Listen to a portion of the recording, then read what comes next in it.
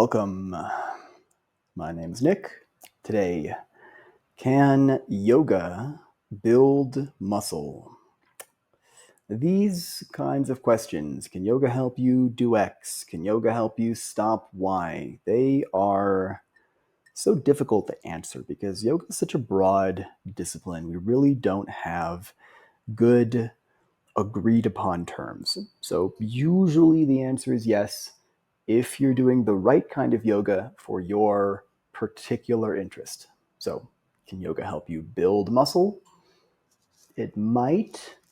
Yoga that involves a lot of lying down and passive stretching, probably not, but there certainly are styles of yoga that can. So, let's talk about first what we actually need to build muscle, and then we can think about what a yoga practice that builds muscle might look like. All right, building muscle. Muscular growth or hypertrophy happens when we have three things. We need mechanical tension we need to activate the muscle fibers by putting them under some kind of mechanical load. We need muscular damage to damage the muscle fibers we're exercising, and we need metabolic stress. So we need to use the muscles to the point that they run low on energy. The idea is that these will signal to the body that the muscles are not currently capable of dealing with the work we're asking them to do, and the body will respond by building them bigger and stronger. So in order to continue getting bigger, we need to continually find ways to challenge them. That means we need a fourth element, which is progressive overload. So that's basically what we need for muscle growth. And knowing that, we can now start to think about what a yoga practice that builds muscle might look like.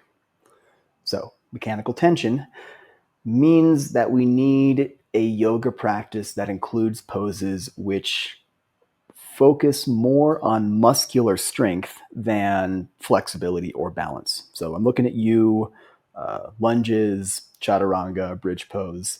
If you've ever felt like strength was the limiting factor to whether or not you could do a pose, then that's probably a pose we want to include in our muscle building yoga practice, or some version of that pose that is accessible to us.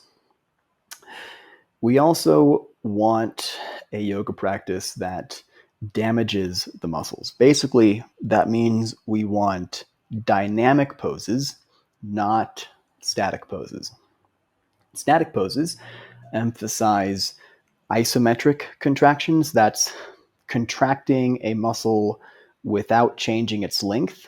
And we can build strength holding static poses with isometric contractions. We can build strength, but they are much less effective at damaging muscles than moving through a full range of motion. So specifically, we want to move through slow eccentric contractions. That's slowly surrendering to gravity. For example, if you can imagine holding a plank pose and then slowly lowering down to the floor, that would be an eccentric contraction, and that's what's going to give us the most muscle damage. And finally, we want a practice that involves a lot of metabolic stress. We need to repeat poses enough to exhaust the energy in the muscles. If you've ever done a set of lunges or push-ups, and the first one, it's pretty easy, but then by number 10 or 20 or whatever it is, your muscles are done, they're tired, they feel swollen, they're pumped up. That's metabolic stress. So to that end, we want to find ways to increase the time that our muscles spend working, either by repeating movements or by doing those movements more slowly. So that's kind of an idea of what a yoga practice that builds muscle might look like. And there are two problems with this. The first, it's not really a problem, but it is a challenge, and that is the dilemma of progressive overload.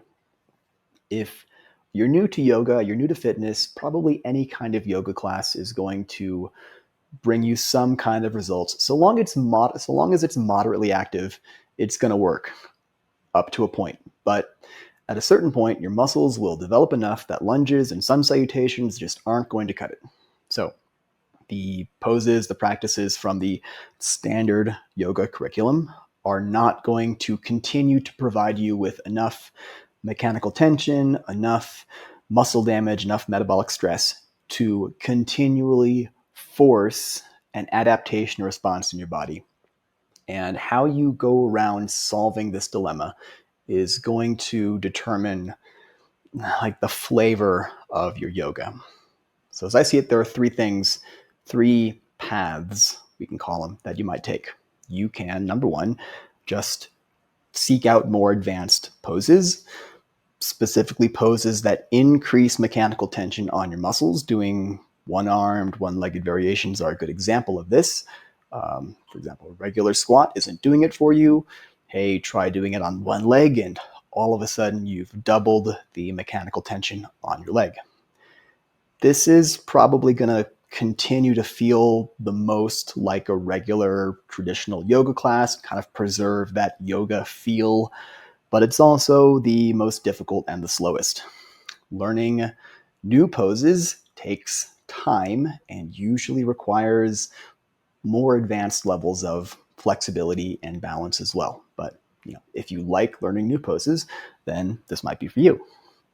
If that's not for you, the other way you can go is to continue chasing metabolic stress by increasing the number of repetitions you do and slowing down how quickly you do them. We have good evidence that you can continue to stimulate hypertrophy with sets of up to 30 repetitions. So, for example, if you don't want to learn one-armed variations, you can continue to train your chest with two-armed push-ups, just do more of them and do them slower.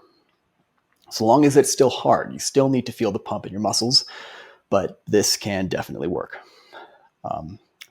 This path, this flavor is going to feel a lot more like a yoga boot camp style of practice, but if you just want to work hard with a minimum amount of equipment and see results, then yeah, this could be for you.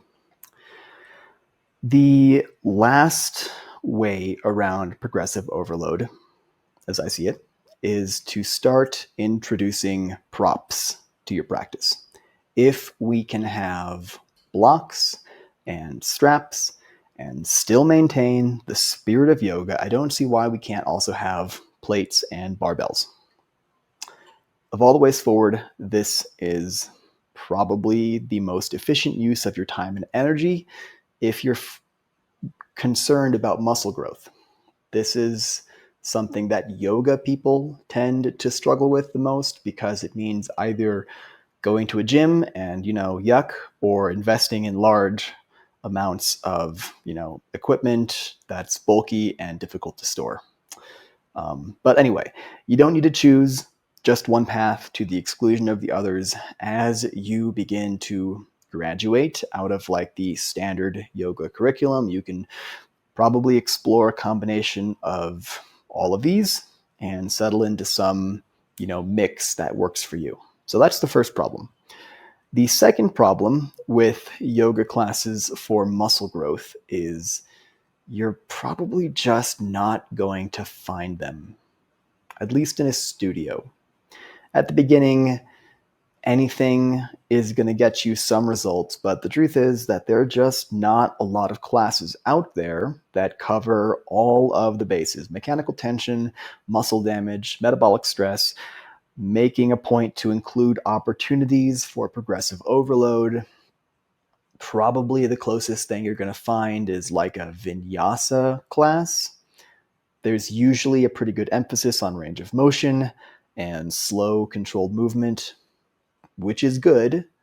And you might even get some opportunities to practice more challenging poses that increase mechanical tension, but there's not usually an emphasis on sets of repeating movements and working the muscles to exhaustion. Plus, nobody really agrees on what vinyasa means anyway, so it's kind of hit or miss. You go into a studio and say, give me a vinyasa class, you get, a whatever. Maybe it's great for muscle growth and maybe not. If you want to try an introductory version of a yoga class that will build muscle from home, then check this out.